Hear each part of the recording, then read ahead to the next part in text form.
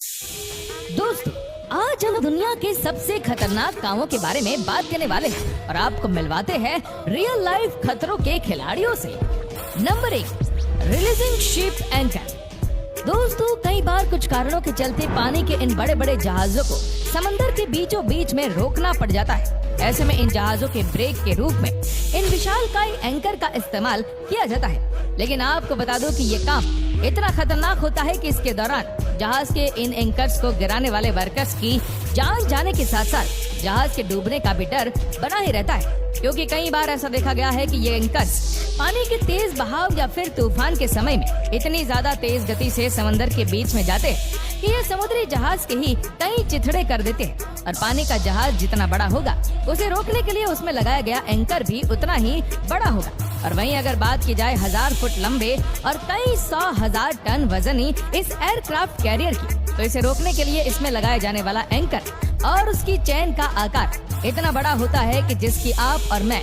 कल्पना भी नहीं कर सकते। इस जहाज में अकेले इस मैकेनिज्म को लगाने के लिए इसके कई कमरों का इस्तेमाल करना पड़ता है। हालांकि इस चेन को काफी हाई क्वालिटी मेटल से बनाया जाता है, लेकिन समुद्र के नमक वाले पानी में बार बार जाने के कारण कमजोर हो जाने से किसी एक्सीडेंट का डर भी हर वक्त बना ही रहता है। और जब भी इस एंकर को पानी में ड्रॉप किया जा रहा होता है तो इससे होने वाली फ्रिक्शन के चलते जहाज के इस हिस्से में आग की चिंगारियां भी निकलने लगती है। और ऐसे में अगर ये चेन टूट जाए या फिर गलती से कोई वर्कर इसकी चपेट में आ जाए तो उनका बच पाना नामुमकिन हो जाता है। इस जहाज में होने वाला ये एक ऐसा ऑपरेशन है जिसके होते समय जहाज के हर एक वर्कर से लेकर कैप्टन तक हर कोई सारा समय भगवान को ही याद करता हुआ नजर आता है।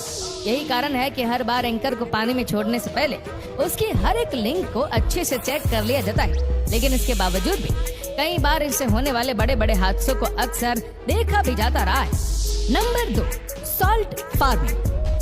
भारत के आजाद होते ही यहाँ पर इतनी गरीबी थी कि देश को अपनी जरूरतों को पूरा करने के लिए सॉल्ट एक्सपोर्ट पर ही निर्भर रहना पड़ता और देखते ही देखते आज भारत नमक का तीसरा सबसे बड़ा प्रोड्यूसर बन चुका है। लेकिन इसके पीछे की प्रोसेस काफी पेनफुल है। सॉल्ट वर्कर्स को शरीर को जला देने वाली तेज गर्मी में काम करना पड़ता है। पानी से नमक को बनाने की इस प्रक्रिया को सोलर इवेपोरेशन मेथड के नाम से जाना जाता है। सबसे पहले तो ये लोग पानी से नमक को निकालने के लिए सही मौसम का इंतजार करते हैं, जिसके लिए काफी तेज गर्मी के साथ साथ बारिश का भी होना जरूरी होता है। फिर उसके बाद मिट्टी के पार्टीशन बनाकर पॉन्ड्स को तैयार किया जाता है। इसके बाद शुरू होता है एक भारी भरकम कमर को तोड़ देने वाला काम।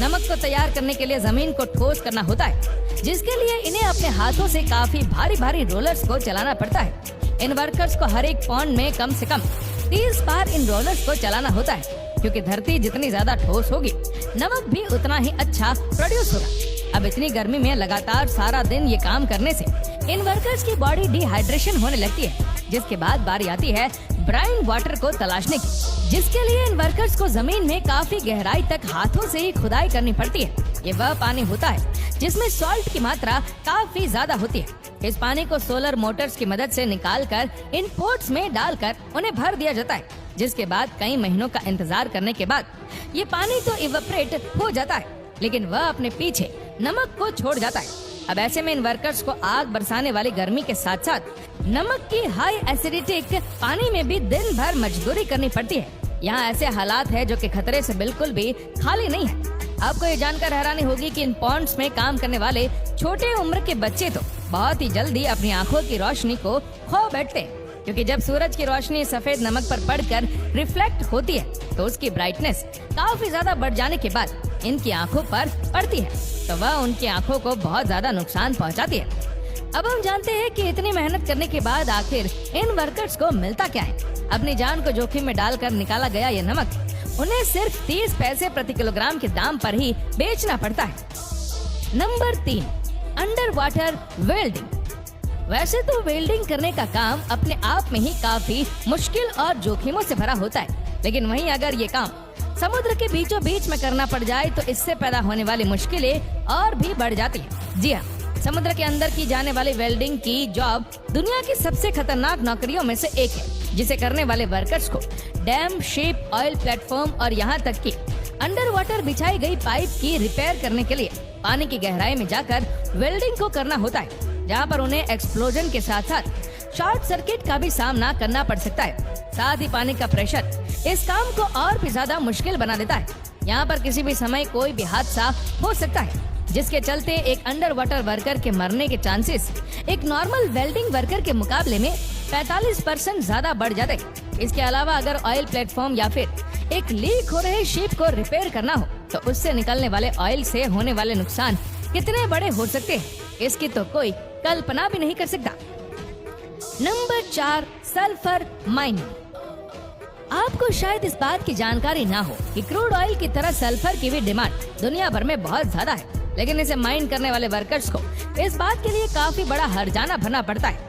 सल्फर का इस्तेमाल फर्टिलाइजर्स, ऑयल रिफाइनिंग और बैटरी बनाने वाली $1 ट्रिलियन की इंडस्ट्रीज में भी होता है, और साथ ही इसका इस्तेमाल शुगर को ब्राउन से व्हाइट बनाने के लिए भी किया जाता है। इन सब के अलावा सल्फर का इस्तेमाल किसान फार्मिंग में भी करते हैं। अगर सल्फर ना हो तो दुनिया भर का एग्रीकल्चर स्ट्रक्चर पूरी तरह से नष्ट भी हो सकता है, क्योंकि सल्फर के इस्तेमाल से फसलों की पैदावार कई गुना तक बढ़ जाती है।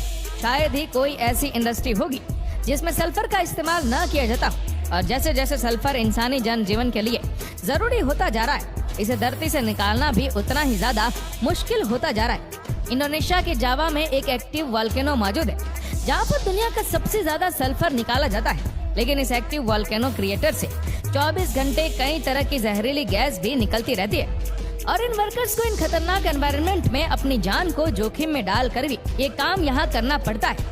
आपको बता दूं कि इन माइनिंग में काम करने वाले वर्कर सिर्फ 50 साल की उम्र में ही अपनी जान से हाथ धो बैठते हैं। यहाँ से निकलने वाली गर्म गैसेस कंडेंशंस की वजह से ठंडी होकर लिक्विड का रूप ले लेती है, और थोड़े समय बाद ये जमकर सल्फर चिप्स में बदल जाती है, जिसे डेविल्स गोल्ड भी कहा जाता है।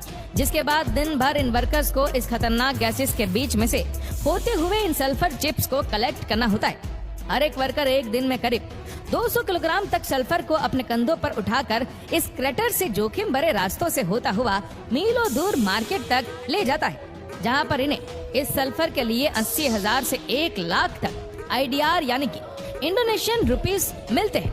अब भले ही सुनने में आपको ये पैसा बहुत ज्यादा लगे, लेकिन हकीकत में अगर इसे अपने भारतीय रुपए में कन्वर्ट किया जाए तो ये कुछ 550 से 600 रुपए ही होते हैं, और इतने कम पैसों के बदले इनकी सांसों में ये जो जहरीला धुआं जाता है, इसके चलते इन्हें कई बीमारियां लगने के साथ साथ बहुत जल्दी ही इनकी मौत भी हो जाती है। अपने परिवार का पालन पोषण करने के लिए चंद पैसों के लिए ये वर्कर्स अपनी जिंदगी से खेलने के लिए मजबूर हो जाते हैं।